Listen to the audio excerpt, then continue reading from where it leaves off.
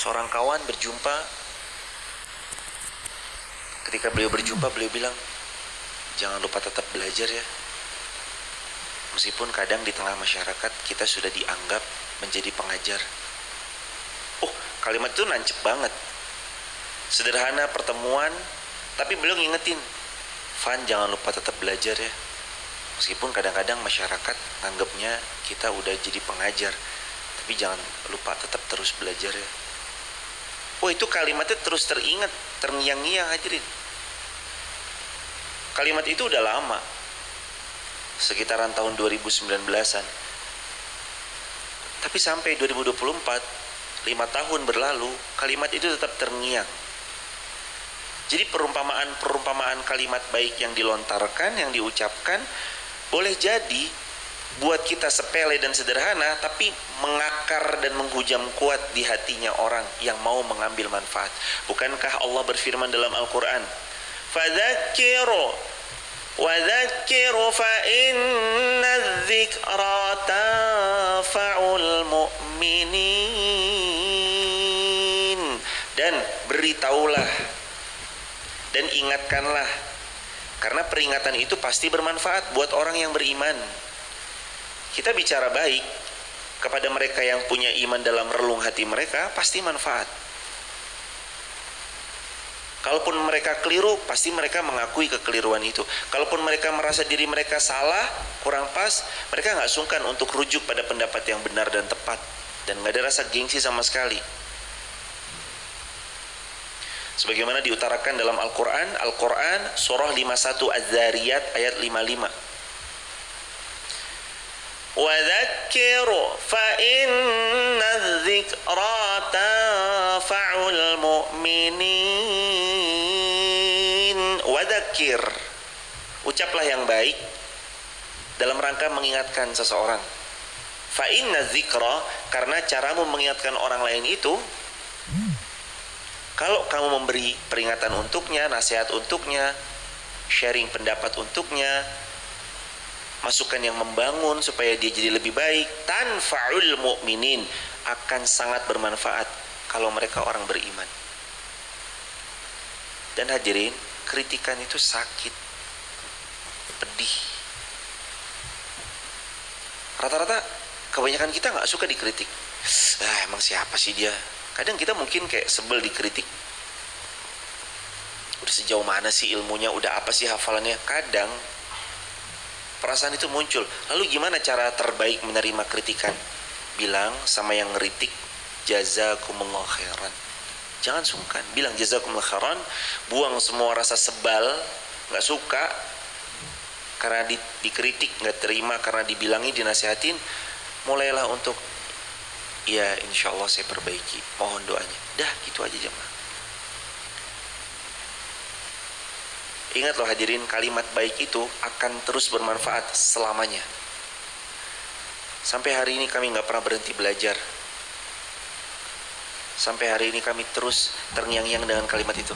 Van, jangan lupa tetap belajar ya. Meskipun kadang masyarakat taunya kita yang ngajar. Oh, kalimat itu nempel di benak kami jemaah. Ayo kapan belajar? Ayo. Makanya kadang waktu kami juga menyiapkan diri untuk belajar walau jarak jauh. Sesekali kami juga datang kepada guru untuk terus menimba ilmu dan minta nasihat. Tujuannya tadi hadirin, kadang kita nih juga butuh akan ilmu supaya Allah terus menghidupkan hati kita dan tidak merasa tinggi dengan sedikitnya hal yang kita punya. Padahal belum apa-apa, jauh dari ideal, masih sangat terbatas keilmuan. Bahkan bukan lagi terbatas, sangat-sangat kurang, bahkan minus. Semua taufik dari Allah. Allah yang menutupkan, Allah yang menggenapkan, Allah yang menyempurnakan. Taufik dari Allah. Jadi perkataan baik itu seberefek itu hadirin. Mungkin teman saya sekarang kalau saya bicara udah lupa kali beliau tentang nasihat itu. Yang menasihati itu teman saya yang kuliah di Universitas Islam Madinah. Jangan lupa tetap belajar ya. Mungkin beliau udah lupa hadirin. Tapi nasihat itu tanfa'ul mu'minin, terus bermanfaat. Sekali kita ucap akan terus bermanfaat. Itulah ucapan baik. Tulis di kolom komentar, ucapan baik sekali berucap terus bermanfaat. Ucapan baik itu sekali terucap tapi dia terus bermanfaat. Mungkin ini video lama dari cuplikan seorang guru, lalu guru itu qadarullah masyafal sudah wafat meninggal dunia. Tapi ketika cuplikannya terangkat lagi, terupload lagi,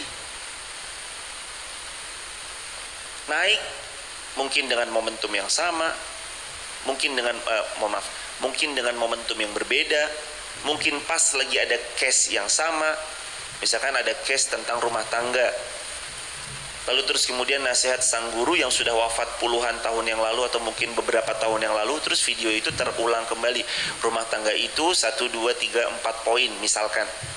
Karena waktunya ada momentum, video itu naik. Bukankah video itu sudah lama terbitnya? Terulang kembali. Lalu Allah izinkan ia bermanfaat.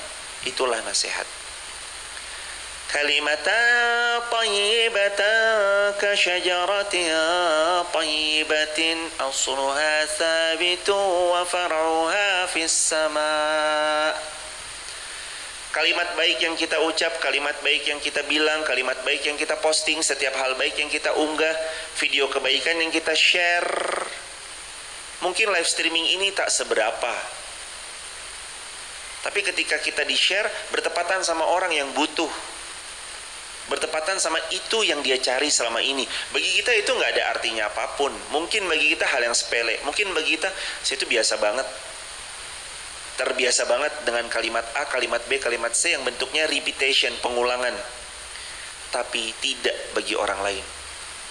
Makanya hadirin, kalau dapatkan satu video pendek dakwah, satu poster dakwah, kalau kita bisa berperan menyebarluaskan, sebar. Karena kita nggak tahu, bagi kita mungkin video itu biasa aja. Bagi kita mungkin video itu kayak, ya saya udah tahu ilmu ini dari lama kok. Tapi begitu kita share, jadi SW, story WA, jadi SI, story IG, atau jadi konten di beragam platform sosmed, pas kena orang yang butuh dengan video itu, ngingetin tentang sholat, dia sudah lama puluhan tahun meninggalkan sholatnya, lalu dia tergerak dan dia sholat karena itu. Makanya Nabi bersabda, la tahkiranna minal ma'ruf syai'a. Jangan pernah sekalipun kita meremehkan kebaikan, walaupun kebaikan itu sangatlah kecil, walaupun kebaikan itu sering disepelekan. Karena boleh jadi kebaikan kecil itulah yang akan merubah segala-galanya. Yang diperbaiki hanya sholat, tapi sesudah sholatnya diperbaiki, Allah memperbaiki seluruh hidupnya. Persis kayak efek domino. Jatuh satu, klek, klek, klek, klek, klek, semuanya terjatuh. Dan sesuatu yang besar itu bisa terjatuh karena satu papan yang super kecil kita jatuhkan. Klek. Papan yang agak besar jatuh, mengenai papan yang agak besar lagi, tek. Dia jatuh lagi, di sini ada yang lebih besar lagi, tek. Kena ini, dia jatuh lagi, sampai satu hal yang besar itu terjatuh. Bermula dari sesuatu yang kecil, yang kadang disepelekan, yang kadang diremehkan. Kalimat baik seberefek itu hadirin. Tu'ti ukulaha, ayat 25-nya. Dan kalimat baik itu nggak berhenti sampai di situ. Akarnya kokoh kuat, batangnya tinggi menjulang ke langit. Bahkan nasihat baik, ucapan baik, postingan baik, kalau di sosmed yang terus kita lempar ke sosial media tanpa kita pernah peduli berapa yang nge-view, tanpa kita juga mau pernah peduli berapapun yang nonton. Karena ciri-ciri orang beramal soleh itu ikhlas, insya Allah salah satunya adalah dipuji tidak terbang, dicaci tidak tumbang.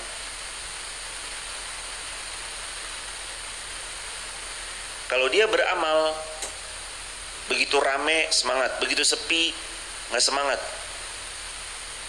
ada potensi amalnya tercampur dengan ria, karena dia hanya semangat beramal ketika di keramaian, dan sepi tidak. Tapi bagi orang yang ikhlas, buat dia sama. Mau yang nonton 1, mau yang nonton 100, sama. Mau yang nonton 100, mau yang nonton 1000, sama. Nggak ada beda buat beliau. Kalimat baik itu tu'ti ukulaha, akan selalu memberi buah kebaikan. Kullahinin bi'idni rabbiha, sepanjang tahun. Bukan setahun sekali dia berbuah, sepanjang tahun. Bi'idni rabbiha, dengan seizin Allah. Seperti yang tadi kami contohkan hadirin. Mungkin guru kita, beliau sudah wafat, beliau sudah berpulang, tapi cuplikan videonya, ceramah di MP3-nya bisa diulang-ulang. 2011 kalau tidak keliru, atau 2012, saya pernah melihat satu video. Video itu judulnya Untukmu yang Berjiwa Hanif di YouTube. Nama Ustadz yang ceramah Ustadz Armen Halim Naro. 2012 atau 2011 gitu, zaman-zaman baru lulus SMA, saya ketemu sama video itu, Untukmu yang Berjiwa Hanif. Oh, video itu terus kemudian kami dengarkan utuh, lalu terus kemudian kami cari. Begitu kami cari, kami kaget jemaah, ternyata beliau sudah wafat dari 2000, kalau tidak keliru 2006 atau 2007 sudah wafat. Dan videonya itu waktu itu kami temukan tahun entah 2011 2012 kalau tidak keliru jemaah. Salah satu video yang cukup bisa membuat air mata ini menetes. Terus saya berpikir kala itu, oh, beliau sudah wafat pun kalau ucapan baiknya tetap ada, kita bisa mengaksesnya walaupun beliau telah tiada. Ini nih yang dimaksud, bahwa orang itu bisa punya jariah, salah satunya lewat kalimat baik yang dia ucap. Atau mungkin ada akun yang nge-share cuplikan ceramahnya dan full utuhnya, sehingga terus kemudian beliau kembali lagi jamaah untuk tersadarkan. Seperti itu ternyata kalimat baik. Orangnya udah gak ada, tapi manfaat kalimat baiknya akan terus bermanfaat selamanya. Selamanya. Tu'ti ukulaha, kalimat baik itu pasti berbuah. Kullahinim bi'idni rabbiha, dan buahnya itu sepanjang tahun, bukan setahun sekali. Buahnya itu sepanjang tahun. Hari Senin dia berbuah, hari Selasa dia berbuah, Rabu dia berbuah, bahkan selamanya diingat di benaknya seseorang. Teman saya nasihatin 2019, Van, jangan lupa tetap belajar ya, meskipun kadang masyarakat taunya kita yang ngajar. Dari situ jamaah, sampai 2024, 5 tahun berlalu, tetap kalimat nasihat itu kami pegang dan kami ingat-ingat. Mau gak mau jemaah, ucapan baik itu memang seberdampak itu. Walaupun menurut kita kadang sederhana ya hadirin, tapi Allah yang memberikan karunia bahwa kalimat baik itu memang selalu bermanfaat buat hati yang jujur. Ayat di atas perumpamaan bagi ucapan yang baik yang dilontarkan dari seorang mukmin. Sungguh seorang mukmin seperti pohon kurma, setiap saat pagi dan sore senantiasa amal solihnya terakar kuat menghujam ke dalam tanah, batangnya kokoh tinggi menjulang ke langit, dan dia berbuah dengan buah yang sangat bermanfaat. Pohon kurmanya di sini bukan tentang panennya yang setahun 2-3 kali, tapi tentang kuatnya pohon kurma. Pohon kurma tuh digoncang kan nggak gampang jemaah. Nggak seperti taruhlah pohon pisang, kita goyang bisa patah. Pohon kurma tuh nggak semudah itu untuk mematahkannya. Mukmin seperti pohon kurma, kuat, akarnya menghujam hebat, tidak mudah tergoyahkan dengan apapun juga. Itu mukmin. Kata Nabi SAW, beliau bersabda, kabarkan kepadaku tentang sebatang pohon yang serupa dengan seorang muslim. Daun pohon itu tidak gugur baik di musim panas maupun di musim dingin, dan ia memberi buahnya pada setiap musim dengan seizin Allah. Ibnu Umar berkata, maka terlintaslah dalam benakku bahwa pohon itu adalah pohon kurma. Namun karena aku melihat Abu Bakar dan Umar tidak berkomentar apa-apa, aku pun memilih untuk tidak berkata-kata. Manakala mereka semua terdiam, Rasul pun sallallahu alaihi wasallam bersabda, itulah pohon kurma. Kemudian manakala kami telah berdiri dan aku berkata kepada Sayyidina Umar, wahai ayah, demi Allah, tadi yang terlintas di kepalaku adalah pohon kurma. Umar berkata, kenapa kamu tidak mengatakannya? Aku menjawab, aku lihat kalian juga tidak mengatakan apa-apa, maka dari itu aku hanya berdiam saja. Umar berkata, sungguh jika tadi kamu mengucapkannya, maka itu lebih aku sukai daripada kamu berdiam dan tidak mengutarakannya. Mana pohon yang permisalan seorang muslim? Dalam hadis riwayat Bukhari Muslim, pohon itu tidak gugur baik di musim panas maupun di musim dingin. Pohon itu terus berbuah setiap musim dengan seizin Allah. Semua terdiam. Lalu Nabi pun SAW menjawab, pohon itu pohon kurma, kokoh, kuat, tak tergoyahkan, tak terbantahkan, berbuah, buahnya ranum, manis, manfaat. Mau buah mudanya rutab, manfaat. Wa huzzi ilaiki bijiz'in nakhlah tusaqit alaiki rutaban janiyya. Ketika Maryam hamil besar hendak melahirkan, lemah, lagi bertambah lemah, dia berteduh di bawah sebuah pohon kurma. Tetap Allah suruh ikhtiar meskipun sebenarnya tak mungkin tergoyangkan pohon kurma itu. Wa huzzi ilaiki bijiz'in nakhlah, goyangkan batang kurmanya. Saya kemarin mencoba goyangin batang kurma, tak tergoyangkan. Laki-laki dengan kuat, kami berusaha lebih lagi untuk menggoyangkan, tak tergoyangkan. Apalagi perempuan.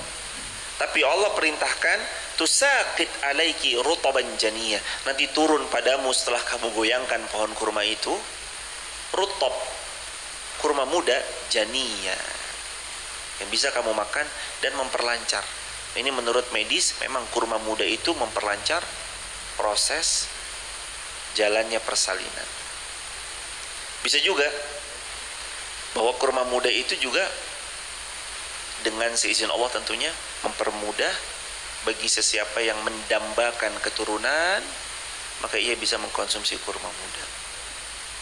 Itu Quran, Al-Quran surah Maryam. Kurma semuanya manfaat, kurma mudanya, kurma matangnya, semua jenisnya banyak. Allahu Akbar walillahil hamd. Kurma hadirin, manfaat.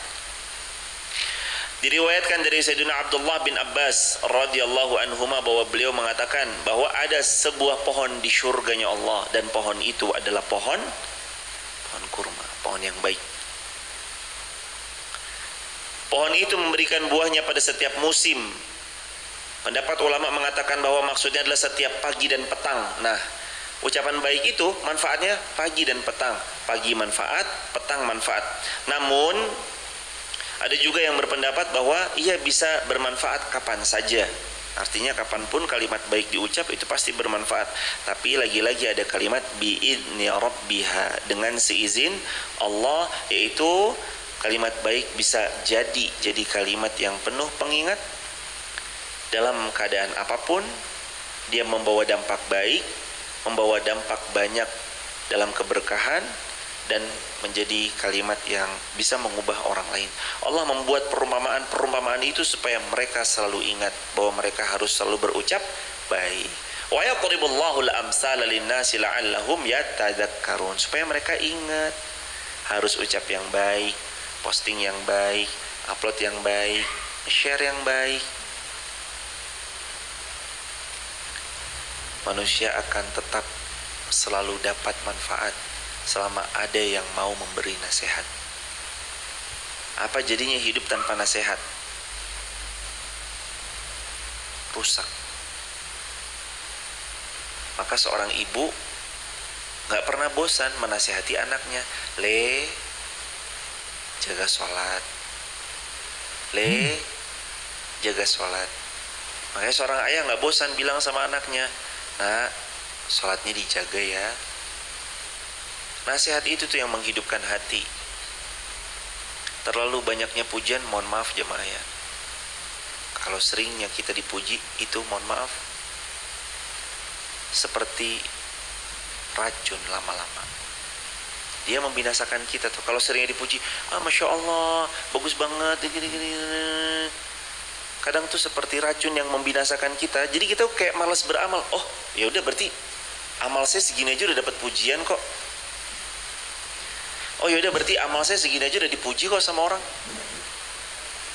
Oh ya udah berarti amal saya yang segini-gini aja ini udah dipuji dengan begitu banyak pujian. Masya Allah, Masya Allah, Masya Allah, Masya Allah, Tabarakallah, Allahumma barik gitu. Bahayanya dia terus kemudian males menambah ilmunya, mempelajari ayatnya, mentadaburi Qur'annya. Jadi ya udah ngapain lagi? Gitu aja udah bagus kok. Akhirnya enggan kita belajar, nggak mau istiqomah, nggak mau konsisten, bablas. Itu yang kami kadang istilahkan dengan pujian itu kadang seperti racun yang bisa membinasakan seseorang.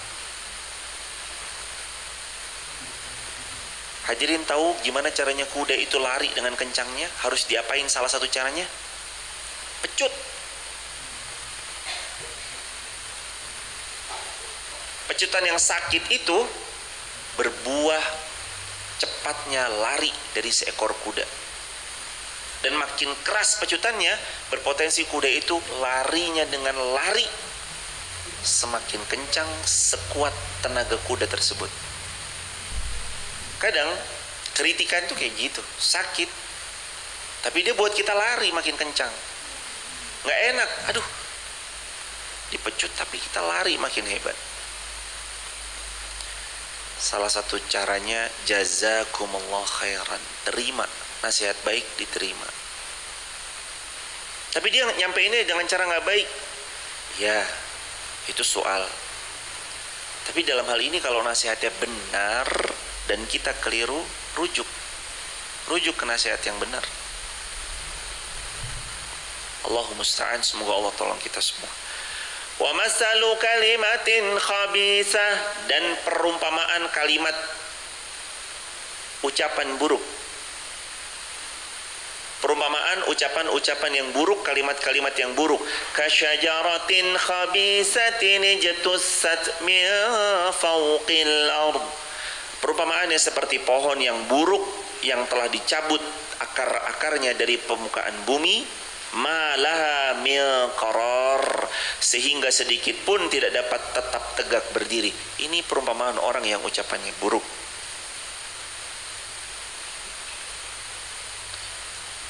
Dalam tafsir Ibnu Katsir diutarakan bahwa perumpamaan ucapan yang buruk seperti pohon yang buruk.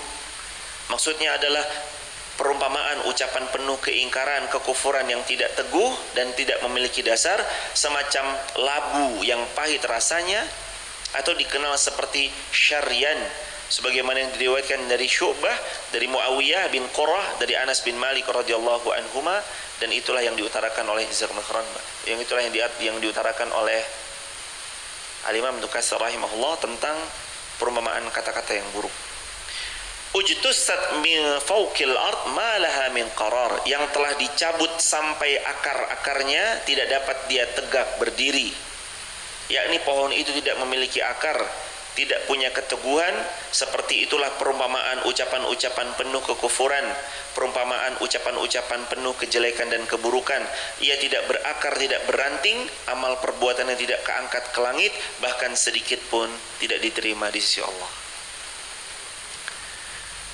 Gimana cara kita hari ini bersikap melihat dua ayat? Dua ayat tadi itu menceritakan perumpamaan kalimat baik Kalau hari ini sosmed kita bicaranya tentang perumpamaan postingan baik seperti pohon yang baik. Akarnya kuat, batangnya tinggi menjulang ke langit, berbuah setiap dan sepanjang waktu, pagi, petang, selalu berbuah, bermanfaat buat banyak umat. Dan perumpamaan kalimat buruk seperti pohon yang buruk, tidak berakar, batangnya tidak kokoh, mudah goyah, tidak berpendirian, tidak ada landasan dasar yang kuat yang membuat dirinya bisa selalu bergantung kepada Allah, dan akhirnya mereka akan binasa dengan kalimat buruk itu, postingan buruk itu. Sikap kita gimana? Kita sudah tahu Allah memberikan dua pilihan, maka silahkan pilih yang terbaik. Mau posting yang baik, jariyah. Mau posting yang buruk, juga jariyah.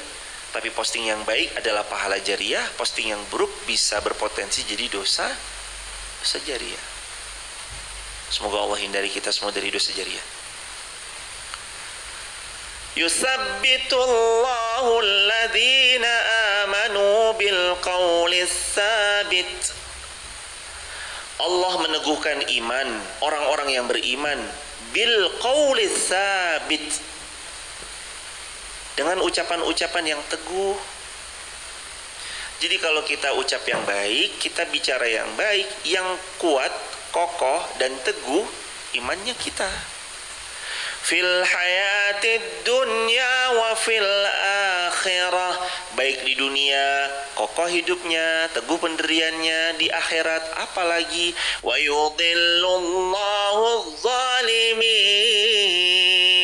dan Allah akan mengelirukan daripada orang-orang yang zalim, karena kezalimannya akan terus mengantarkan dia pada perbuatan yang keliru. Wa yaf'alullahu ma yasha.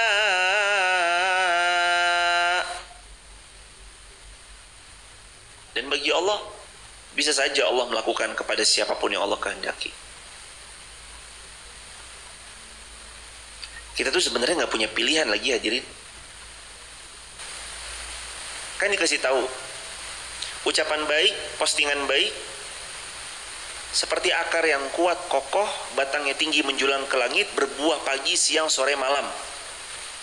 Ucapan buruk, postingan yang buruk berdampak buruk, lemah akarnya, bahkan tercabut, tak kuat batangnya, akan selalu rubuh dan membinasakan dirinya. Jadi sebenarnya kita tuh nggak punya pilihan kecuali memilih ucap yang baik, sebagaimana juga kata Nabi SAW, man kana yu'minu billahi wal yawmil akhir falyaqul khairan aw liyasmut. Sesiapa yang beriman kepada Allah, sesiapa yang beriman kepada hari akhir, hendaknya dia ucap yang baik-baik. Kalau nggak bisa ucap yang baik, maka diam. Jadi punya pilihan nggak? Untuk ucap yang buruk ada pilihan nggak? Nggak ada. Pilihannya cuma dua, ucap yang baik, kalau tidak bisa maka diam. Bukan ucap yang baik, kalau nggak bisa maka ngucap yang buruk, tuh bukan, diam. Daripada kita ucap yang buruk atau posting yang membuat Allah nggak suka, mending nggak usah posting. Tapi kalau kita bisa memposting dapat jariyah, ya mending posting. Jaga niat, luruskan niat, semua karena Allah semata. Alam tara ilal ladzina baddalu ni'matallahi kufran wa ahallu qaumahum daral bawar. Ayat 28. Tidakkah kamu memperhatikan orang-orang yang telah menukar nikmat Allah dengan keingkaran kepada Allah dan menjatuhkan kaumnya ke lembah kebinasaan? Ada loh hadirin, orang-orang yang menukar nikmat Allah dengan hal yang sepele dari dunia. Mereka tukar nikmat Allah yang banyak yang Allah beri sama mereka dengan dunia yang tak seberapa. Mereka rela meninggalkan sholat untuk dunia yang tak seberapa. Mereka rela untuk nggak hadir ke majelis ilmu demi dunia yang tak seberapa. Mereka rela kalaulah harus melanggar syariat yang Allah sudah tetapkan, yang penting ada cuan. Itu yang ada di benak sebagian mereka. Dan itulah mereka orang-orang yang menukar nikmat Allah dengan keingkaran. Ujung-ujungnya pasti Allah berfirman, ujung-ujungnya kalau mereka mengufuri nikmat Allah, wa ahallu qaumahum daral bawar, mereka sendiri nanti yang akan binasa. Kebinasaan itu bermula dari ketidaktaatan kita sebagai hamba. Kebinasaan itu bermula dari ketidaktaatan kita sebagai hamba.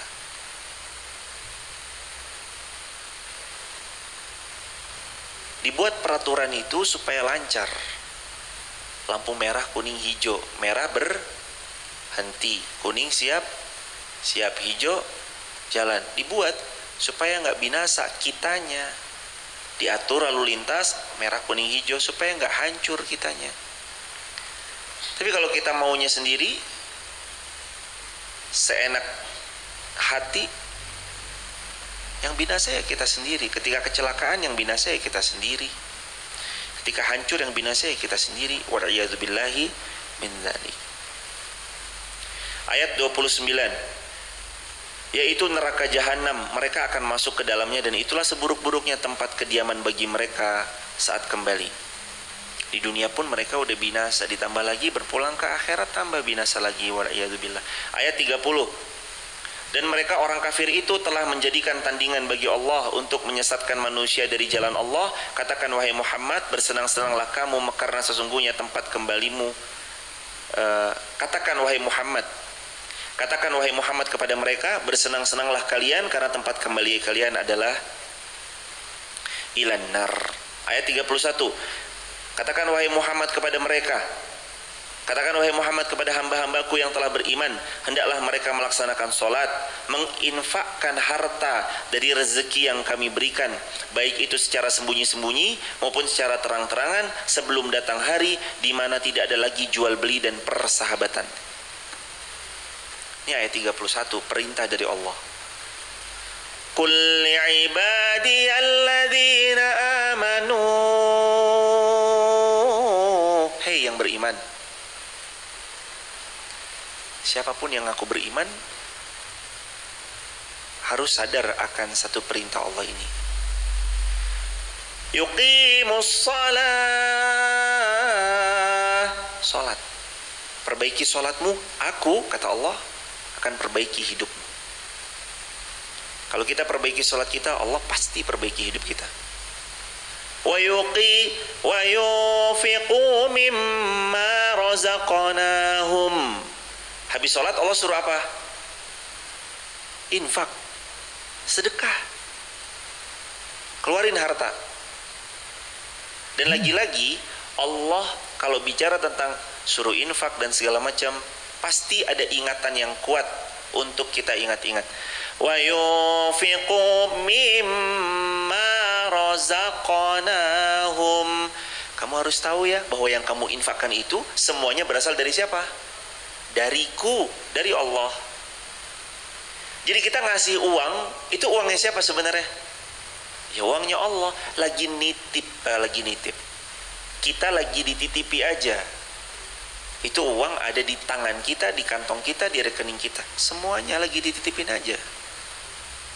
Maka kelola amanah titipan Allah untuk Allah. Dari Allah, untuk Allah, kembali semuanya kepada Allah. Makanya Allah ingatkan, coba dilihat pelan-pelan ayat 31. Yuqimus shalah wa yunfiqu mimma razaqnahum. Salat. Kita perbaiki salat kita, Allah perbaiki hidup kita. Wa yunfiquna mimma razaqnahum, infak. Dan kita harus tahu bahwa semua yang kita keluarkan untuk Allah di jalan Allah, mimma razaqnahum, itu semua adalah rezeki dari Allah. Enggak karena kepintaran saya, enggak ada. Cerdasnya saya, enggak ada. Hadirin pernah ya, suatu waktu kita ngerasain, saya udah gak ngerti lagi, ya Allah ini harus gimana ya Allah, pasrah ya Allah. Kadang Allah buat kita sampai pada satu keadaan di mana kita nggak ngerti kita harus berbuat apa, supaya kita sebagai manusia sadar, hei manusia, sadar ya, kamu itu memang lemah. Kita tuh dibuat satu keadaan di mana kita nggak ngerti lagi, ini apa jalan keluarnya ya Allah, harus gimana, habis ini hancur karir hamba yang sudah hamba titis ya Allah, hancur semua yang udah hamba bangun sekian tahun lamanya ya Allah, hancur gara-gara satu ini ya Allah, tolong ya Allah, gimana. Kita tuh dibuat kayak gitu, hampir-hampir putus asa. Lalu Allah bangkitkan lagi kita dengan iman, supaya semakin faham bahwa memang tidak ada yang berhak kita gantungkan dalam semua harapan kecuali Allah, supaya kita sadar kita lemah, tidak ada yang kuat kecuali Allah, la haula wala quwata illa billah, supaya sadar. Jadi besok ketika kejayaan itu kita peroleh, kegemilangan itu kita raih, nggak ada lagi kalimat semua karena saya, karena hebatnya saya, karena pintarnya saya, gitu nggak ada lagi. Yang ada atas izin Allah. Berjayanya karena izin Allah, gemilangnya izin Allah, mulianya izin Allah. Jadi beruntungnya seorang hamba ya karena izin Allah, semuanya karena Allah. Ayat 31 yang berikutnya, sirra wa alaniyah. Setelah disuruh sholat, disuruh berinfak, lalu dua keadaan infak itu, dan dua-duanya diperbolehkan. Sirran, baik sembunyi-sembunyi, wa alaniyah, atau mau terang-terangan. Mau diposting atau tidak, dua-duanya boleh.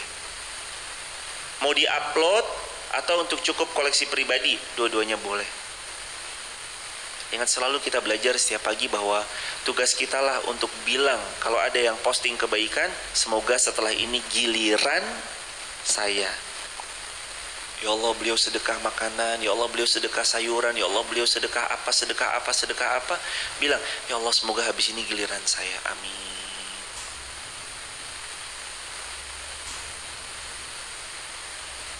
Kalau enggak ya udah enggak. Jangan sampai kita buruk sangka, orang posting baik kita buruk sangka sama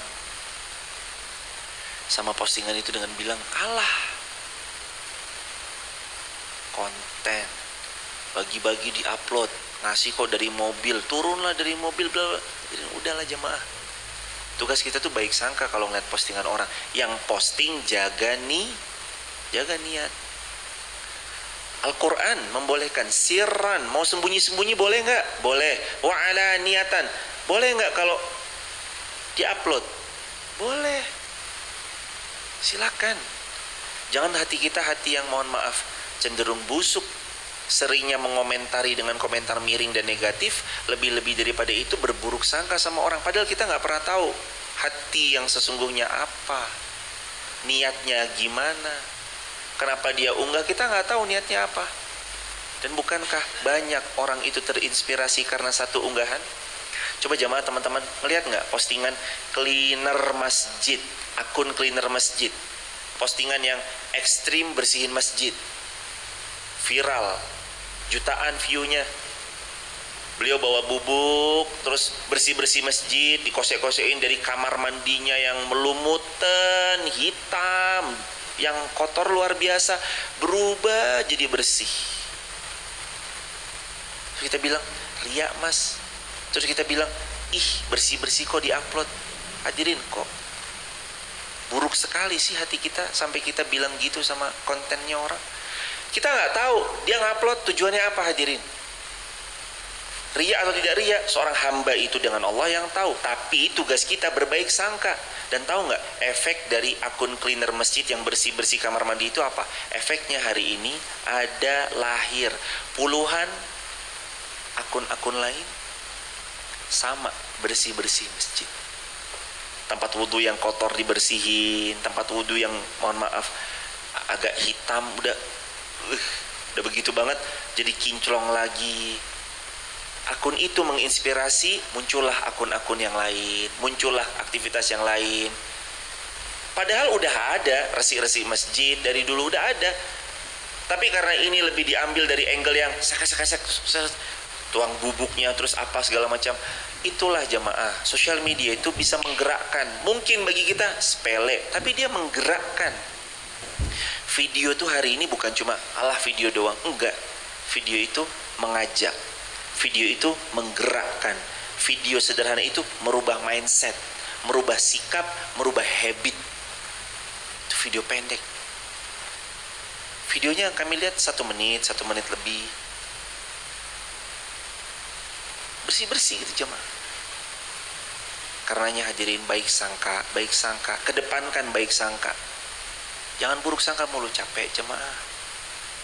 Dan kita juga nggak tahu isi hatinya orang. Maka kalau Allah berfirman, wa yunfiqu mimma razaqnahum sirran wa alaniyah. Silakan kamu infakkan semua rezeki yang aku bagikan untukmu sirran, baik sembunyi-sembunyi, wa alaniyah, ataupun terang-terangan. Keduanya sama baiknya, keduanya diperbolehkan.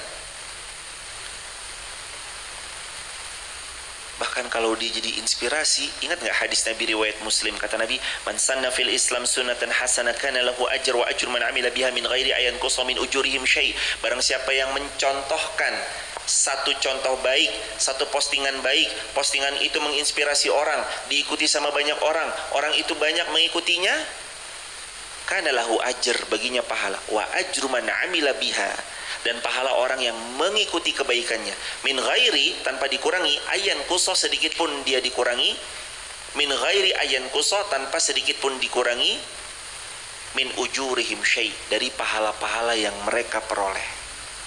Kalau yang ngikutin 10 orang, dia dapat pahala, 10-nya dapat pahala, dan pahala 10-nya ditransfer ke dianya. Allahu Akbar. Itu postingan baik. Maka sedekah diposting boleh, disimpan boleh, pilih aja. Min qabli an ya'tiya yaumul la bai'un fihi wala khilal. Sebelum datang kepada kita semuanya hari di mana nggak ada lagi jual beli, nggak laku dinar, dirham, rupiah, dolar, nggak laku lagi real, nggak laku lagi emas batangan, nggak laku semuanya, fihi wala khilal, dan nggak ada persahabatan di sana. Di dunia kita kan CS, tolongin dong, siap, aman deh, ntar saya tolongin, ntar gampang kita buat gini, skenarionya gini. Di dunia bisa. Di akhirat wala khilal, nggak ada lagi persahabatan. Nafsi kullum ri'im bima kasabarahin. Silakan tanggung jawab masing-masing. Nggak ada lagi backupan, nggak ada lagi sahabat, nggak ada lagi orang tua. Loh, kok nggak ada orang tua? Begitu Allah berfirman dalam Al-Quran surah 80 Abasa, ayat ke-34, 35, 36, 37. Yauma yafirrul mar'u min akhihi wa ummihi wa abihi. Nggak ada lagi mar'u min akhi. Kamu kan saudaraku. Maaf ya, hari ini nggak ada saudara-saudaraan. Wa ummihi wa abihi. Aku ibumu nak, aku ayahmu nak. Maaf, nggak ada lagi. Hari itu nafsi wa sahibatihi wa bani. Sahibati, kamu sahabatku kan? Wa bani, kamu anakku loh. Nggak ada lagi pada hari itu.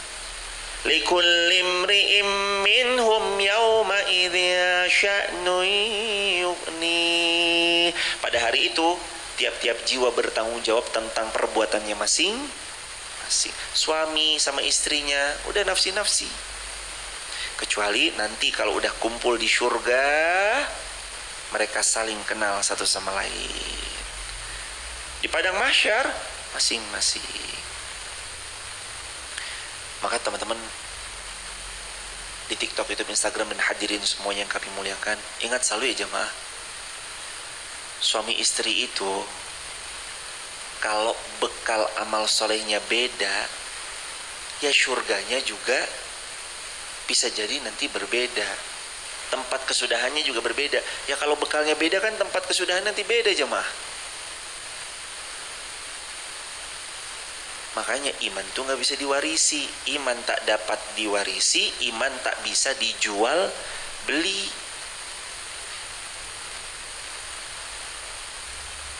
Makanya pernah dengar kan, mudah-mudahan ini bukan kita, tapi pernah dengar kan kalimat anaknya kiai kok gitu, atau anaknya ustadz kok gitu, anaknya ustadz kok gitu.